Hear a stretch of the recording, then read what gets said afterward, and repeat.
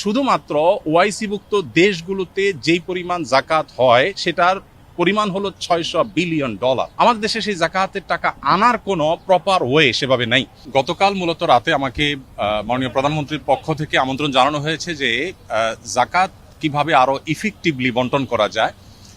বাংলাদেশে জাকাত কালেকশনের যে অপার সম্ভাবনা আছে সেই সম্ভাবনাটাকে ব্যবহার করে দারিদ্র বিমোচনে জাকাতকে প্রত্যক্ষভাবে কিভাবে এঙ্গেজ করা যায় এবং আরো সফলভাবে জাকাত ব্যবস্থাপনা করা যায় সে বিষয়ে পরামর্শ এবং মতবিনিময়ের জন্য তিনি আমাকে ডেকেছেন এবং একান্ত মিটিংয়ের জন্য আহ্বান করেছেন।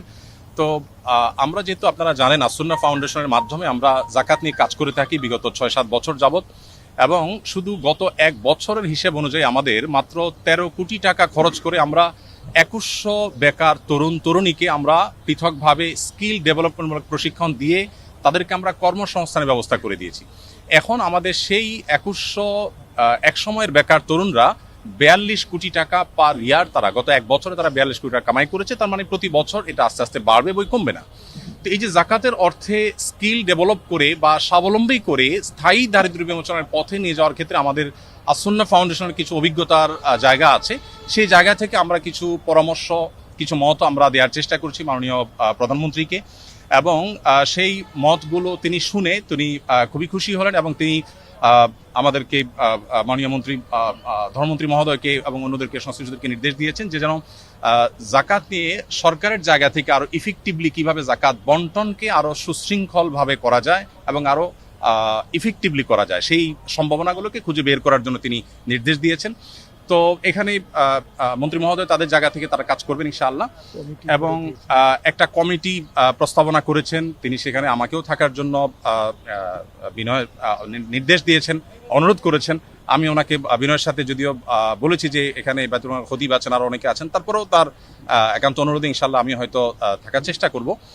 দিন শেষে মূলত আমি আমার জায়গা থেকে যে প্রস্তাবনাটা দিয়েছি সেটা হলো যে এখন যেভাবে মানুষ যার যার মতো জাকাত দিচ্ছে এটা তো আছেই, এর পাশাপাশি চ্যারিটি প্রতিষ্ঠানগুলো যারা জাকাত কালেক্ট করছে তাদেরকে যদি একটা রেগুলেটরি জায়গা থেকে গভর্নমেন্ট যদি কিছু পলিসি করে দেয় এবং কে কতটা ইফেক্টিভলি কাজ করছে এটা একটা কম্পিটিশন যদি তৈরি করে দেয়, শুধুমাত্র ওআইসিভুক্ত দেশগুলোতে যেই পরিমাণ জাকাত হয় সেটার পরিমাণ হলো $600 বিলিয়ন, 45 লক্ষ কোটি টাকা পার ইয়ার শুধুমাত্র ওআইসিভুক্ত দেশগুলোতে জাকাত হয়। আমাদের দেশে সেই জাকাতের টাকা আনার কোনো প্রপার ওয়ে সেভাবে নাই। তো আমরা প্রস্তাবনা দিয়েছি যে যদি সেটাকে আনার ব্যবস্থা করা হয় তাহলে আমাদের জাতীয় অর্থনীতিতে এটা ব্যাপক ভূমিকা রাখবে ইনশাআল্লাহ, এবং সেই সাথে দরিদ্রকে সাময়িক কিছু টাকা পয়সা দিয়ে তার দারিদ্র্য আসলে দূর করা যায় না, বরং তাকে আইদার স্কিল ডেভেলপ করে দেওয়া আর না হয় তাকে স্বাবলম্বী করার কোনো একটা প্রসেসে যাওয়া, যেটা আমরা আসুন্না থেকে করছি।